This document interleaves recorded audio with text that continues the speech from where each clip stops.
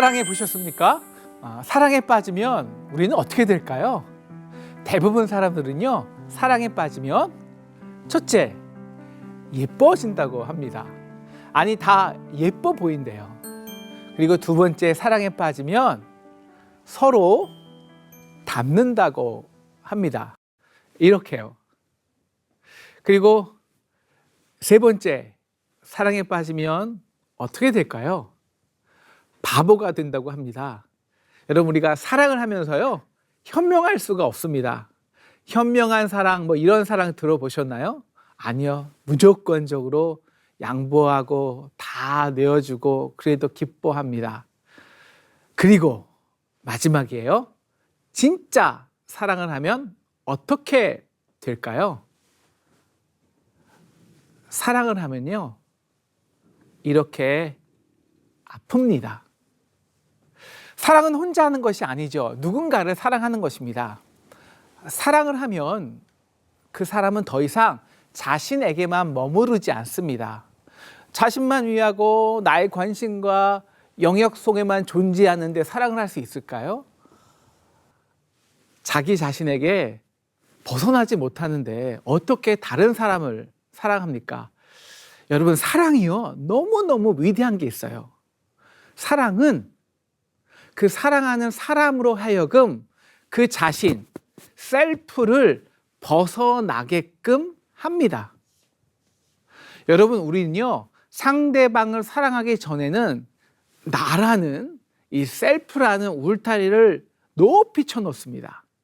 그래서 위험한 상대로부터 또 사회로부터 나 자신을 보호하고 나의 것을 지키려 합니다.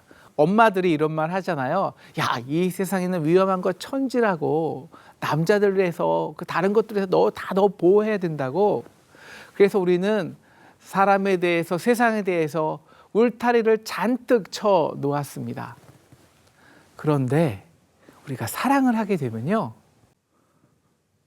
나도 모르게 우리가 스스로 그 울타리를 거두어 드립니다. 왜냐하면 그 사랑하는 사람에게 나가야 되는데요, 그 안에서 발견되고 싶기 때문입니다. 그래서 그와 나 사이에 세워놓았던 그 경계의 담을 헐어 버립니다.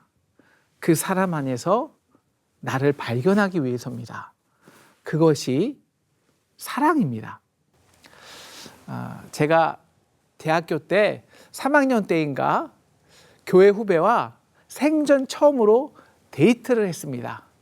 제가요, 나름 치밀한 계획력이 있습니다. 그래서 5시간짜리 치밀한 데이트 기획서를 작성했습니다. 일단 제가 아는 그녀가 좋아하는 모든 것을 적어 놓았습니다. 어떤 차를 좋아하고, 어떤 음식을 좋아하고, 어떤 분위기를 좋아하고, 어디 가면 이 아이가 좋아할 것 같고, 그리고 어떤 타이밍에 나가서 걷고. 참고로 저는 스파게티를 전혀 좋아하지 않습니다. 그런데 제가 세상에서 스파게티를 가장 맛있게 먹었던 적이 있었습니다. 바로 그 첫 데이트입니다. 제 앞에 그녀가 스파게티를 돌돌 말아 먹으면서 가장 행복한 미소를 지는데요, 저는 세상에서 그런 맛있는 스파게티는 처음 먹어보았습니다.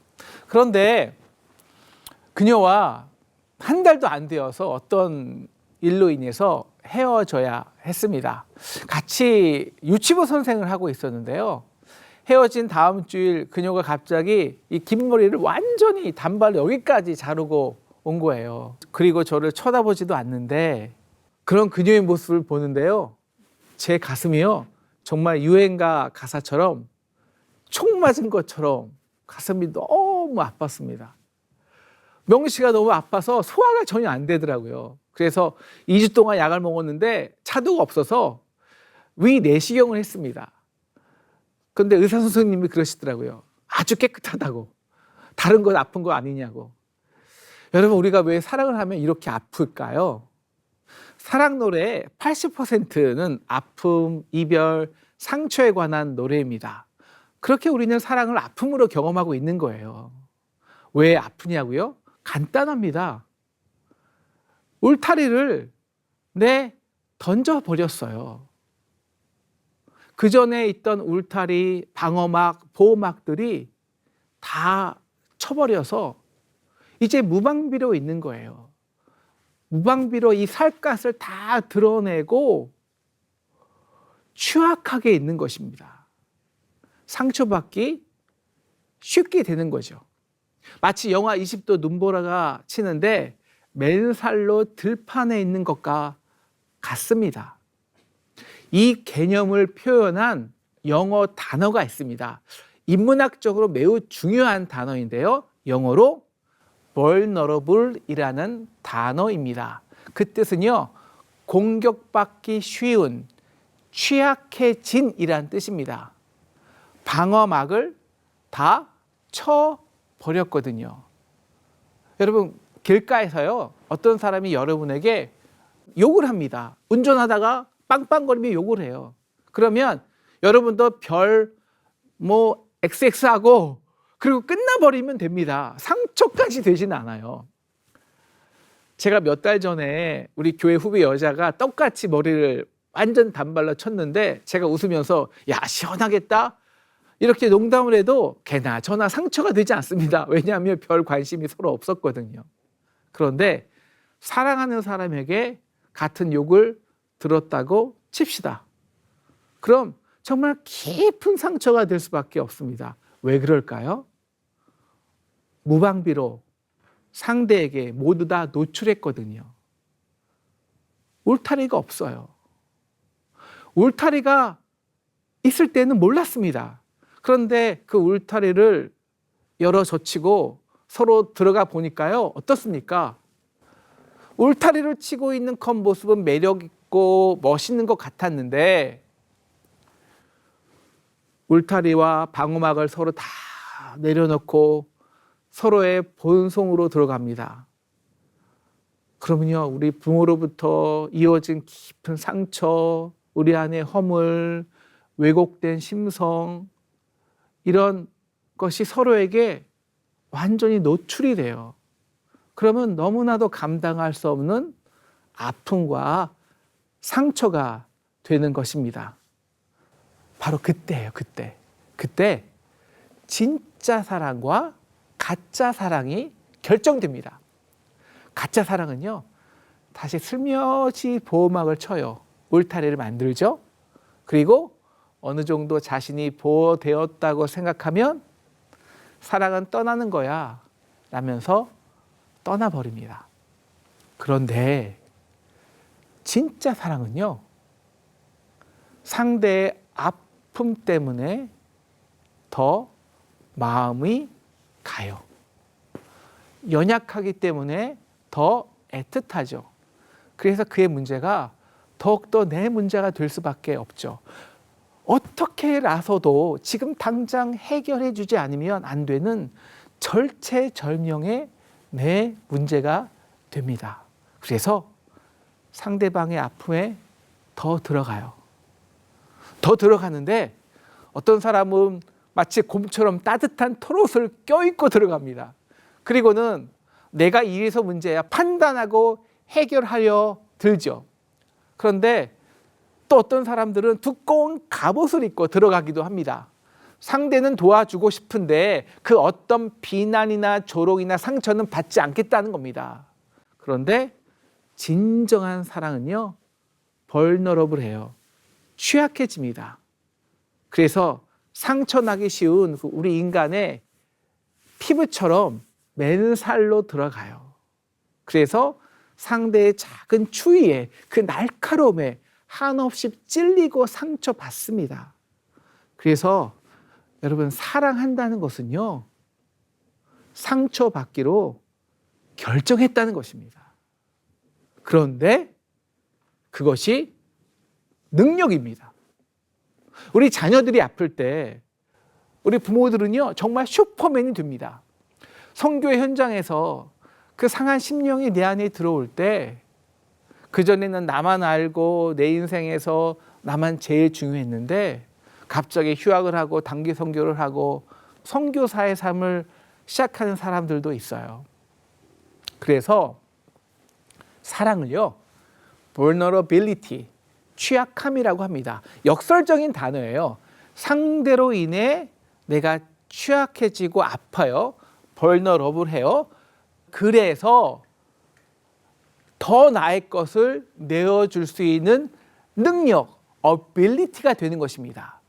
vulnerability. 이게 사랑의 능력이라는 것입니다. 그래서 하나님의 사랑이, 하나님이 진짜 우리를 사랑하면 하실 수밖에 없는 것이 있어요. 바로 독생자를 주신 것입니다. 이것이 우리가 그토록 잘 아는 요한복음 3장 16절의 내용이에요. 하나님이 세상을 이처럼 사랑하사 독생자를 주셨으니, 여러분 어떻게 사랑했냐고요? 이처럼이요. 영어로는 God so loved the world that he gave his only son. 우리 중학교 때요, 영어 시간에 so that 용법 배우셨을 거예요. 너무 뭐뭐해서 뭐뭐 할 수밖에 없다. 여러분 여기서 뭐뭐 할 수밖에 없다는 것은요, 부정함이나 무능을 말하는 것이 아닙니다. 오히려 전자, 즉 하나님의 사랑이 너무나도 강력해서 도저히 다른 선택지가 없으셨다는 겁니다. 그래서 그가 하실 수밖에 없는 것이 있습니다. 바로 독생자를 주신 것입니다. 여러분, 이 독생자를 주셨다는 것이요, 뭐 자녀가 여럿이 있는데 독자를, 외아들을 주셨다, 이거 아닙니다. 그것은 하나님이 그 절대적이고 거룩한 신성, 아플 수도 없고 죽을 수도 없는 그 완전한 신성을, 그 울타리를 벗어 던지셨다는 것입니다. 그래서 말씀이 육신이 되어 우리 가운데 거하심에 우리 가운데 들어오신 것입니다. 왜요? 함께 아파하기 위해서. 그래서 맨살로 오신 거예요. 그래서 들어오셨는데 두꺼운 갑옷 입고 털옷 입고 오신 것이 아닙니다. 버려진 마구간, 지붕도 없는 그 영화의 칼바람 속에서 더럽고 냄새나는 말 구유 위에 강보에 쌓여 누워있는 가장 연약한 이 아기로 오셨습니다. 그렇게 우리의 모습 속에 들어오신 거예요. 왜요? 그 인간의 모든 아픔, 절망, 상처, 고통에 취약해지셔서 그것을 다 감당하기 위해서입니다. 그래서 하나님이 인간의 역사에 완전한 인간이 되신 거예요. 이것이 독생자의 의미입니다. 하나님이 인간을 너무 사랑했기에, 그래서 역사 속에 한 인간이 되어서 인간이 경험한 모든 아픔, 고통, 저주, 실패, 그 죽음까지 연합하신 거예요. 이것이 독생자를 주셨다는 의미입니다. 이사야서 53장 5절은요. 그가 찔림은 우리의 허물을 인함이요 그가 상함은 우리의 죄악을 인함이라. 그가 징계를 받음으로 우리가 평화를 누리고 그가 채찍에 맞음으로 우리가 나음을 입었도다 말하고 있습니다.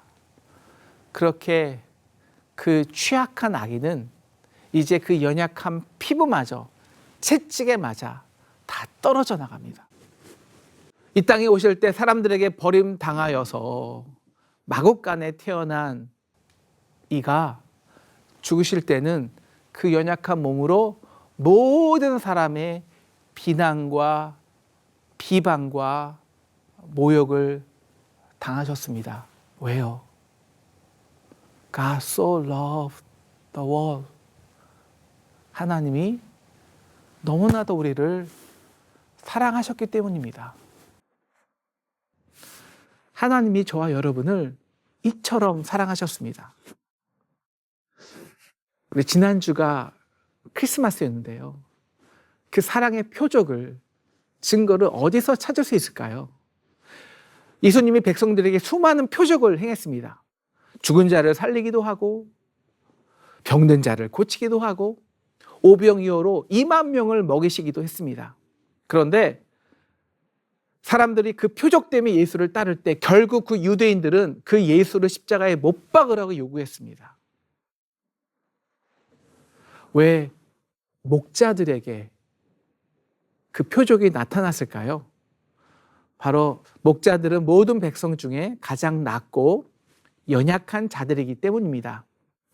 저는 옛날에요, 하나님의 사랑은 정말 공평하다, 공정하다, 그래야 하나님의 사랑이지 라고 생각했습니다. 그런데 하나님의 사랑은 공평과는 거리가 멀어요.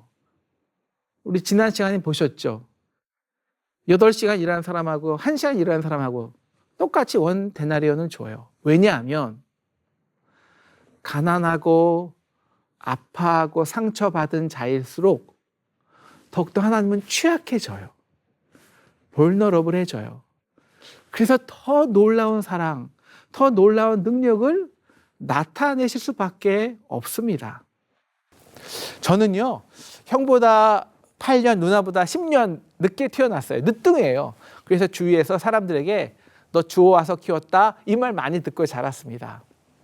어렸을 적에요, 가끔 이제 어머니가 닭 백숙을 해주세요.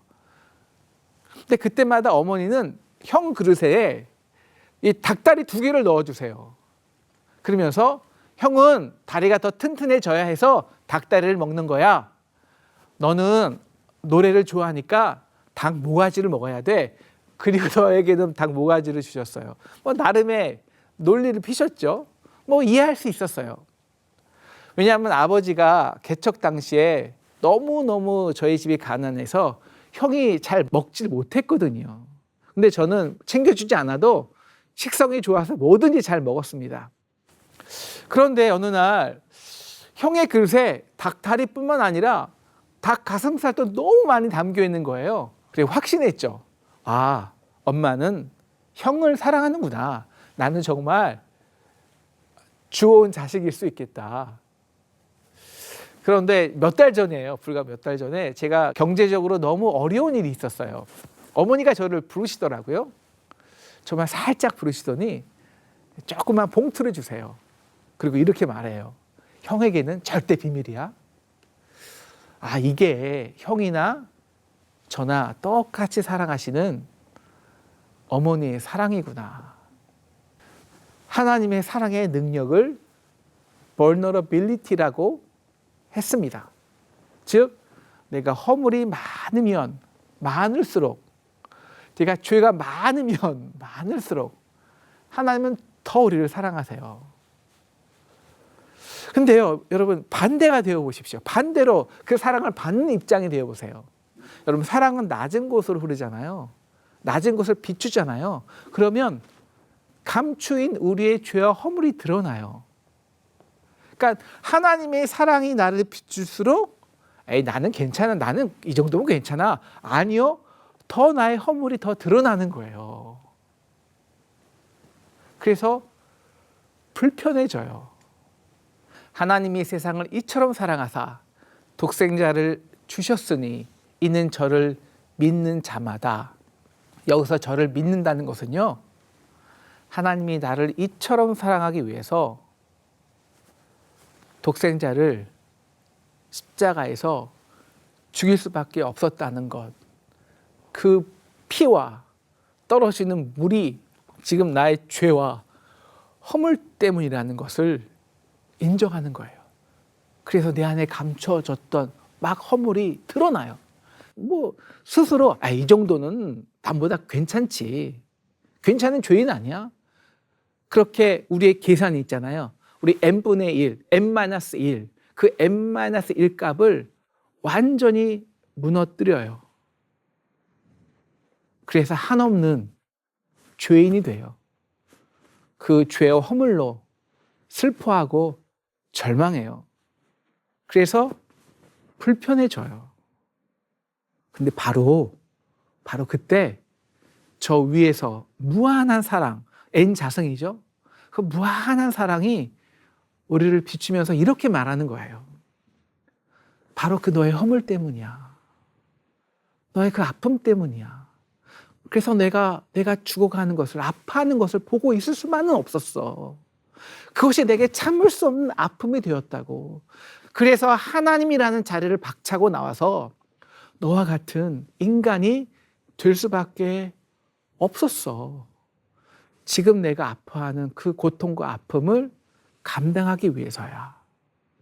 지금 너의 그 죄를 내가 십자가에서 온전히 대속하기 위해서야.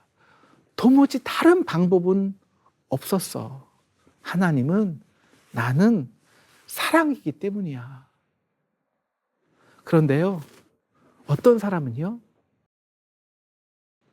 그 십자가에 달리신 예수를 보면서 황급히 그 주님의 눈빛에 우리의 눈을 돌려버려요. 등을 돌려요. 왜요? 그래도 남보다는 괜찮다는 주장한 나의 의가 사실은 거짓과 위선이었음을 낱낱이 드러나기 때문입니다. 그래서 빛이 비출수록 나의 죄를, 허물을 감추느라 정신이 없어요. 그렇게 우리는 하나님의 사랑보다 나의 세계를 더 사랑하는 거예요.